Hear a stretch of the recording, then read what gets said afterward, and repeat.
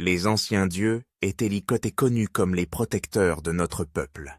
Lorsque nous sommes allés dans l'espace, ils n'étaient ni plus que des mythes et des légendes, auxquels les gens ne croyaient plus vraiment. Mais il y avait des signes que les anciens dieux étaient réels.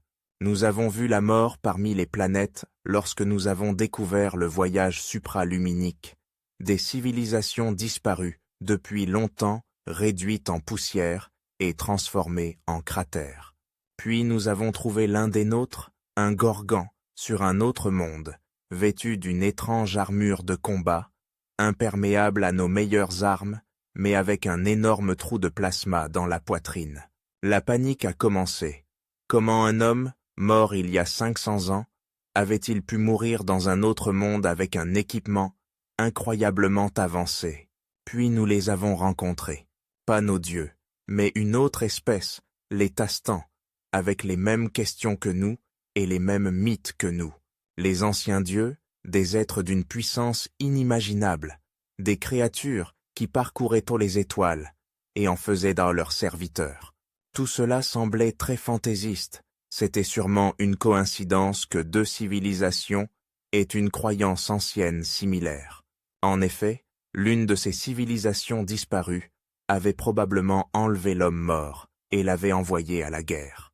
Mais tout a changé lorsque nous avons trouvé l'artefact. Nos rêves et mythes devenus réalité. Une sphère de Dyson, énergie illimitée, sauf que l'étoile avait disparu depuis longtemps. Nous l'avons examiné mais avons découvert que nous en savions peu. 237 matériaux inconnus et pas moins de 53 éléments inconnus que nos armes les plus puissantes ne pouvaient même pas pénétrer pour découvrir ce qui se trouvait en dessous. Cela signifiait sûrement que les anciens dieux étaient réels, une civilisation avancée disparue depuis longtemps. Nous avons continué à explorer la galaxie et avons trouvé d'autres espèces dans un état similaire au nôtre, de nombreuses civilisations mortes et leurs peuples dispersés autour des étoiles des siècles, avant qu'ils ne devraient y être. Puis ils ont trouvé le Saint Graal en ce qui concerne la galaxie, un cimetière de vaisseaux au milieu de l'espace profond, rempli de vaisseaux plus grands que des villes, tous dédiés à la guerre. Près d'eux se trouvait un anneau géant de la taille d'une planète avec un trou si massif que de grandes lunes pouvaient facilement y entrer sans problème. J'étais là lorsque nous avons abordé le premier vaisseau des dieux. Le vaisseau avait une énorme entaille qui aurait facilement pu contenir notre propre vaisseau avec de la place en plus. Nous avons dû presque ramper à travers les ponts du vaisseau. Les dieux étaient marques au petit, ai-je dit à mon équipe d'exploration.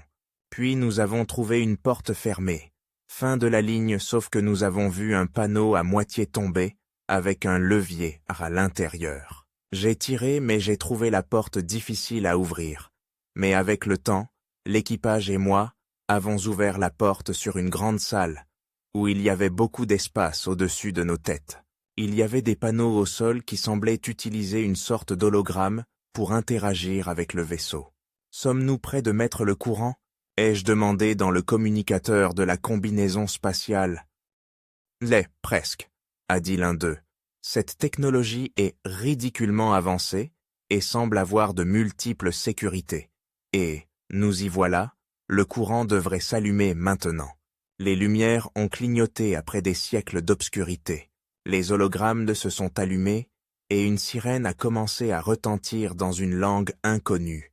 Les traducteurs ont essayé de traduire la langue, mais tout ce qui est apparu à ce moment-là était « Avertissement section manquante du vaisseau vous implore de rejoindre le vaisseau de sauvetage.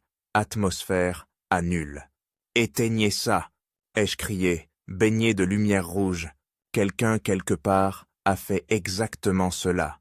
La lumière rouge clignotait toujours, mais il pouvait au moins entendre ses pensées. « Monsieur, » a dit l'un des hommes, « regardez le siège. » Il pointait ce qui ressemblait à un siège de capitaine. Je me suis approché et j'ai haleté. Parfaitement préservé dans le vide se trouvait un dieu. Un petit homme aux cheveux blonds et à la peau grise et flétrie qui devait paraître si pleine de vie. À côté de l'une des mains décharnées de l'homme se trouvait une lumière bleue clignotante. Lentement, j'ai déplacé la main du Dieu sur ses genoux et j'ai remarqué qu'il était attaché. J'ai appuyé sur le bouton bleu et un message est apparu qui a rempli le devant de la salle. Au début, un assortiment aléatoire de sons est apparu.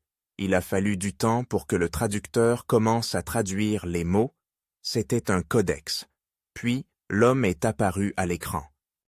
Mon nom, c'est le capitaine Halfthorne, du vaisseau de la République Terran Hermès. Je laisse ce message aux habitants de la galaxie d'Andromède dans l'espoir qu'un jour, ils le trouveront, et que je pourrai répondre à leurs questions. Cette bataille, et toutes les autres batailles, tous les mondes perdus et les civilisations battues, étaient bien pour vous. Nous sommes de passer par le portail que vous voyez derrière nous. Nous avons construit des merveilles pour votre peuple qui explorait déjà les étoiles, des sphères de Dyson, des planètes terraformées et des vaisseaux pour voyager parmi les étoiles. Mais certains voulaient d'en plus. L'Alliance d'Andromède voulait toute notre technologie et que nous quittions cette galaxie pour qu'ils puissent la dominer, affirmant que notre présence dans cette galaxie était un mal à détruire. Ils ont bombardé nos villes en poussière et asservi plusieurs espèces qui étaient encore dans le berceau de leur monde. Nous les avons protégés. Certains nous ont même rejoints pour libérer leur galaxie de l'Alliance. Après la guerre, nous étions honteux. Nous avions entraîné des innocents dans notre guerre. Alors nous avons décidé de quitter Andromède, satisfaits d'avoir arrêté une espèce déterminée à détruire. Après cela, des chiffres sont apparus en rouge, et j'ai instantanément su que des trésors au-delà de mes rêves les plus fous attendaient d'Anthony d'être découverts. Nous sommes maintenant maîtres de notre galaxie. Nous n'avons toujours pas ouvert le portail, et nous n'avons pas découvert les métaux nécessaires pour en construire un dans notre galaxie. Mais nous voulons voir nos dieux, en chair et en os, nos sauveurs, vivants et respirants. Et un jour, nous le ferons.